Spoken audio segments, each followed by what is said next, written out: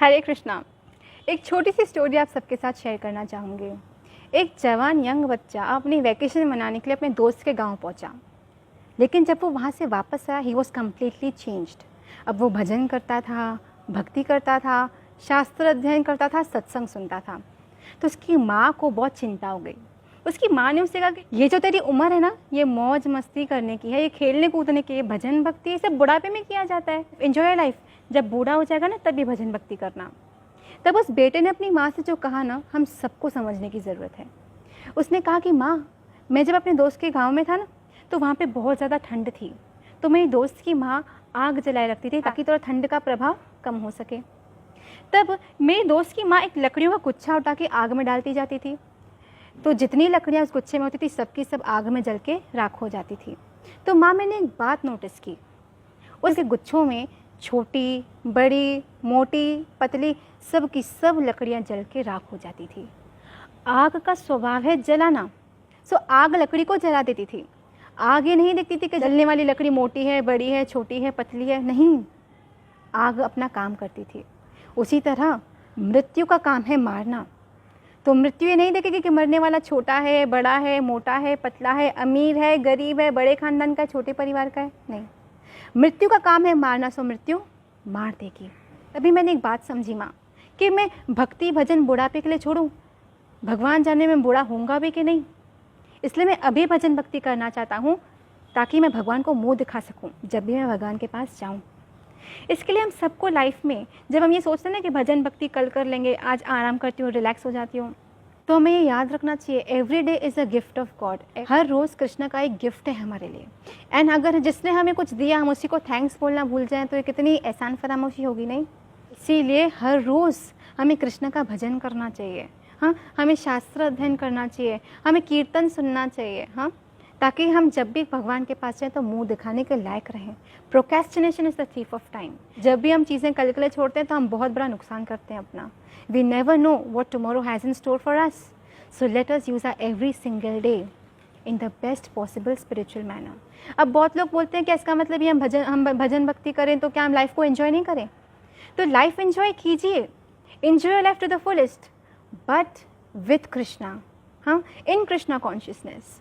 आप जो भी करें, जो भी कार्य करें, जहाँ भी जाएं, जो भी एंजॉय करें, कृष्ण को याद रखें। सुख हो दुख हो कृष्ण को याद रखें।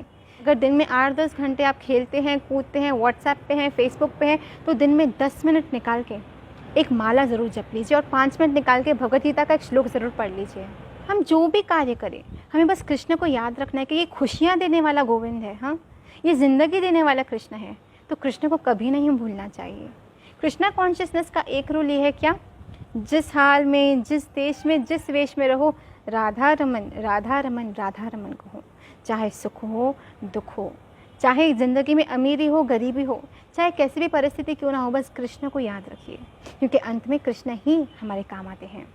Coming back, there is a question जो मुझसे बहुत सारे लोगों ने मुझे मैसेज करके भेजा है।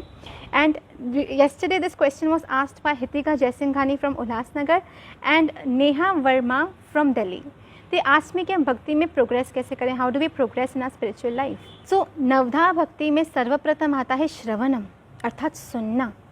जितना हम भगवान के विषय सुनते हैं, भगवान की लीलाओं के विषय सुनते हैं, भगवान की महिमा के विषय सुनते हैं, भगवान नाम की महिमा के विषय सुनते हैं, उतना हमारी कान रूपी इंद्री के माध्यम से हमारे मन में गोविंद वास करने लगते हैं। क्योंकि पद्म पुराण में कृष्ण क्या कहते हैं, नहम वसामि वैकुंठ योगी न हृदय मत भक्ता चित्र ग्रंथि तत्र तिष्ठामि नारद। हे नारद, ना तो मैं वैकुंठ में रहता हूँ, ना ही मैं योगियों के हृदय में रहता हूँ, मैं तो उस स्थान पे वास करता हूँ जहाँ मेरे भक्त मेरी लीलाओं की महिमा का गान करते हैं। Rather than gossiping, how if we start talking about Krishna? Krishna is all positive. जब हम सांसारिक बातें सुनते हैं ना, तो हमारे अंदर नेगेटिविटी धीरे धीरे बढ़ती जाती है।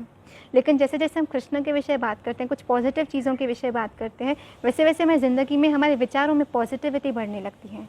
और आज हम सबको पॉजिटिविटी की बहुत ज़्यादा ज़रूरत है।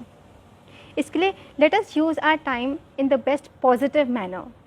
Let us use our time in Krishna consciousness. I don't say कि don't live your life, don't enjoy your life. Yes, enjoy your life, but with Krishna.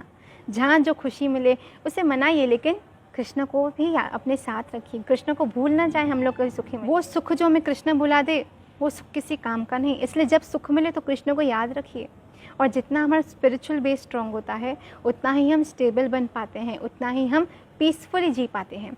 हाँ, that is why let us remember Krishna in every circumstance of our life.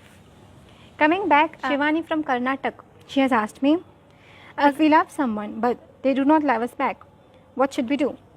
So, याद रखिएगा, जो हमारा प्रेम और हमारा समय है ना, ये हमारी सबसे बड़ी एसेट है। इसको वहाँ इन्वेस्ट कीजिए जहाँ आपकी वैल्यू हो, जहाँ आपकी रिस्पेक्ट हो। हाँ, there are only 2 people in your life who love you unconditionally.